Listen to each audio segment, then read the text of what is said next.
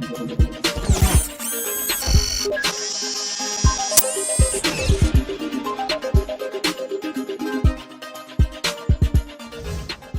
and welcome back to All About Gaming, back again. And this time we've actually got gaming news. Brilliant. About time, isn't it? It's been a pretty quiet year so far, I have to say. But what can you do? You just need to get on with it. Now, I see, you can probably see I've removed the messy background from behind me from the previous episodes if you're watching on YouTube. If you're listening, you won't know what I'm talking about, but you can watch on YouTube too, so just remember that. The previous background is gone. I just decided to replace it with an image because, to be honest, I could be bored tidying up. And where my computer is just, I've got the whole house behind me basically. So where everyone walks in and out and tidies up, hangs up their jackets and stuff. So I should have chose a sort of a more gaming related place to put my computer. But never mind. Anyway, let's get on with gaming news because there's some pretty tasty stuff. And no more so than, hint, the new PSVR, which has sort of just been announced, but sort of not. We don't know anything about it. We've not seen it. But we've got a little few hints from Sony's blog. So basically what they've said is, today I'm pleased to share that our new generation VR system will become to PlayStation 5, enabling ultimate entertainment experience with dramatic leaps in performance and interactivity. Players will feel an even greater sense of presence and become even more immersed in the game worlds once they put on the new headset. Now that alone sounds exciting. I love PSVR, it's really good. I probably don't use it as much as what I should, but it is absolute quality. Some of the games on it are brilliant. I mean, I know they're mostly small games, but I love them. I mean, Beat Saber, absolutely stunning game. My favourite game, one of my favourite games of the last few years, Tetris Effect. I mean, I've played it on Xbox, on my PC, through Game Pass. It's good. But I tell you what, when you play it on PSVR, it's another level. It's like basically 100 times better than playing it on a screen. That's how good it is. Tetris Effect, oh, I love you, man. What a game. It's so amazing. Absolutely stunning. Job Simulator as well, what a game. I absolutely love that. That was the first game I played, and just putting the headset on for the first time, playing that, shredding your boss's tie, throwing donuts at people, chucking stuff around and breaking it. That was just completely mad, that game. Absolutely brilliant. Vacation Simulator, I like that, but it's not as good as Job Simulator. But anyway, what they were saying is, we're continuing to innovate with our new VR system so that our fans can continue to enjoy unique experiences that are synonymous with PlayStation. We're taking what we've learnt since launching PSVR and PS4 to develop a next generation VR system that enhances everything from resolution and field of view to tracking and input. It will connect PS5 with a single cord, so it's not wireless, to simplify setup and improve ease of use, while enabling a high-fidelity visual experience. So we're getting a better visual experience, a single cord, just plug it straight in, which, I mean, just USB-C probably, just shove it in the PlayStation, put it on, it's ready to go. None of these extra base stations that you need to plug into and then plug into the PlayStation 4. And it's brilliant, innit? Just cable, plug it in, you're ready to go. That's what we want, innit? I'd like it wireless, but you can't have everything, I suppose. They also say one of the innovations we're excited about is a new VR controller, which will incorporate some of the key features found in DualSense wireless controllers. So this is probably things like haptic feedback, along with a focus on greater ergonomics. That's just one example of future-proof technology we're developing to match our vision for a whole new generation of VR games and experiences.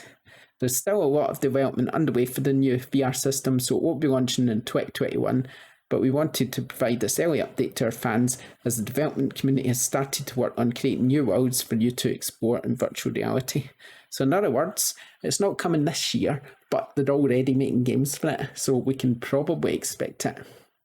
I would say around about Christmas 2022, wouldn't you? That sounds about right. And I think it's going to be brilliant. I might sell my other VR right now just to get the most for it so that I can then start saving up for this new one, because I've got to have it because it's going to be awesome, isn't it? On sadder news, Gran Turismo has been delayed. We expected that, didn't we? It's now coming in 2022, perhaps with a VR mode for PS5. Perhaps they've just decided to delay it and bung a VR mode in it as well. Who knows? Or maybe it's just delayed because, that's what Gran Turismo does, isn't it? Other PlayStation news is that Days Gone is coming to PC. We expected that, didn't we? So there's probably other PlayStation games coming to PC as well. According to Jim Ryan, who done an interview about it, he's saying he said none of the PlayStation fans were really that bothered when it came to when Horizon came to PC. So the fact that Days Gone's coming to PC now, he's reckoning, well, no one's probably fussed. To be honest, I think it's a good thing because obviously if PlayStation releases games on PC, then they're making more money. They're making more money for older games that we've already played as PlayStation fans. So that money will go towards making even better games for PlayStation 5. So it's win-win for everyone. PC gamers get to play PlayStation games. We get to benefit from the money they pay PlayStation. And because they'll make better games for us. So win-win. Plus I've got a PC, so I could play them again if I wanted to. Win-win-win. Right, and Sony's announced that free play at home is coming. Basically, what that means is that we're going to get Ratchet and Clank for PS4 for free to play at home on the PlayStation. So there we go, that's not bad. And I think there's also a trial for this new thing. What's it called? The Funimation, because that's the sort of animation thing. I don't bother with that, that's why I don't know what it is. Basically, you can get, I think, a trial for that as well as part of this fun at home, free play at home thing, so that's quite good. Vampire Masquerade 2 has been delayed, so that's a shame because I was looking forward to that game. The first one, Vampire, was a very good game actually, so if you've not played it and you're looking for something to play, you should probably check it out because it's really good. So check out Vampire. Sadly, the delay for the part 2 has kind of been indefinite, so we don't really know when it's coming, which is sad. Oh well. Dirt 5 has got a new update, that's out now, so if you're playing Dirt 5, if you're playing it from Game Pass or you just own it, then you can update the game and check it out, so that will be good too. Other news is that Sony has sort of done a patent. Now this patent is for the DualSense, but it's to use the DualSense while you're watching a stream or watching a trailer. So say you're watching a trailer of, don't know, the new God of War, you'll hold the controller while you're watching the trailer and you'll sort of get the feedback that you would get in the actual game when you're playing it. So that's pretty cool, I guess. I don't tend to watch trailers on PlayStation. If I'm going to watch them, I tend to watch them on my phone, my iPad, and my PC. So I've never really watched YouTube on PlayStation, so maybe that might entice people to do so. I'm not sure. I'm not sure I'd use it, but I think it's a neat idea anyway. The Outriders demo will be available on PC, Steam, GeForce Now, streaming PS4, PS5, Xbox One, and Xbox Series X and S, but not Stadia, on Thursday, the 25th of February, so that's in a couple of days' time.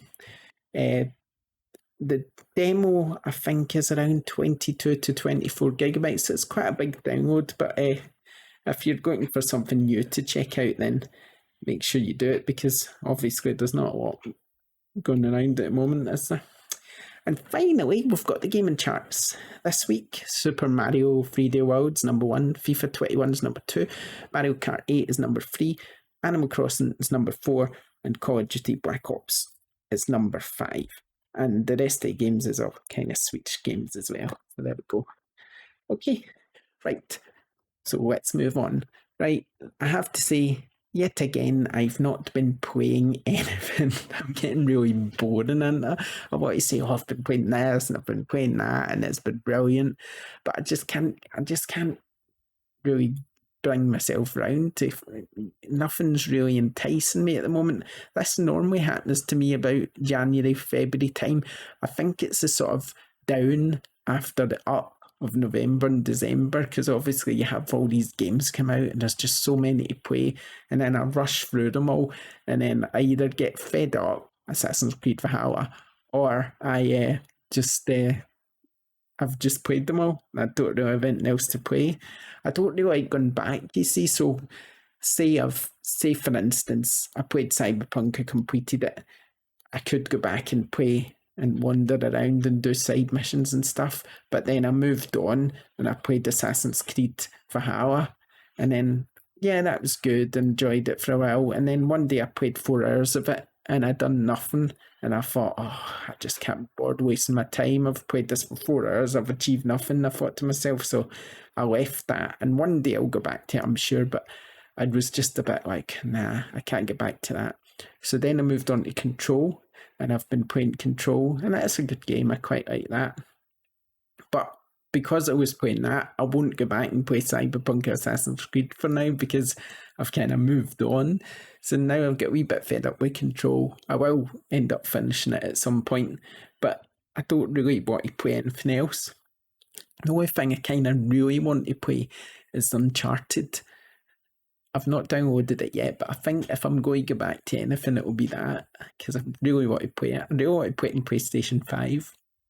I'm really looking forward to the movie they're making, and I'm also hoping that they make a new game as well, so that's why I'm kind of hoping and thinking, oh, maybe I should go back and play Uncharted. But yeah, that's about it, really, as far as that's concerned. Now, okay, last thing I want to talk about is the poll of the week. Now, I did do a poll of the week. Let me just find it.